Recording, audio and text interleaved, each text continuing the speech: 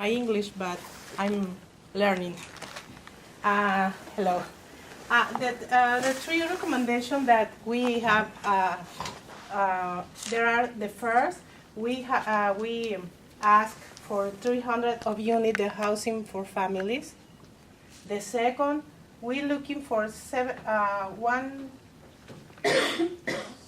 sorry, 120 locally founded subsidy housing for family that they need to have us 500 for family for month to pay the subsidy. And the third point is the triple amount for homeless prevention. The victories that we have is the first. We only request 120 units, and we got 300.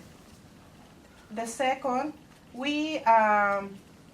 they give us 720 millions. No. 700, sorry, to prevent the eviction. So when she's explaining, I want to clarify this Yeah. really quickly.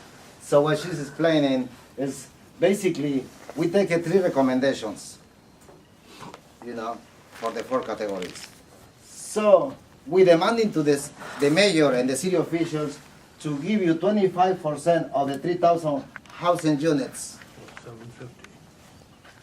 So for the families who's more need, in that time in 2005. So we demanding 120 local rent subsidies. They give you to us 300. So we demanding to prevent the evictions, and they give you $720,000 for preventing to the families be evicted, for the property owners or landlords or whatever, So we got there in 2006, in 1 year, 2005 to 2006. In 2007, we started enrolling the families, putting in housing to get a rent subsidy. We started facing problems. How? How are we facing these problems there? Because when the city decides to give you to HSA the money, $2,300,000. So these agencies, they starting recruit the families who is applied, who don't apply, who is qualified, and they starting putting so many limitations to the families. And many of the families, they can qualify. Families who is in camp work, families who is in shelters, they don't qualify. And we started pushing the city because we want the families who is in camp work, who is in shelters, they need to get these rent subsidies.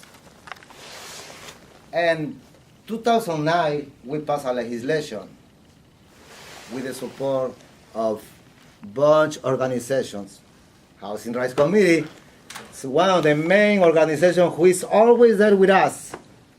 In the city hall, with the families, and the rallies, and the actions, the press conference, demanding the city officials to change in the behaviors. And we do. In 2009, we created a legislation regardless about what the family is telling us they facing. In 2010, they passed. We have 11 supervisors in San Francisco. 11 supervisors, they voted in favor.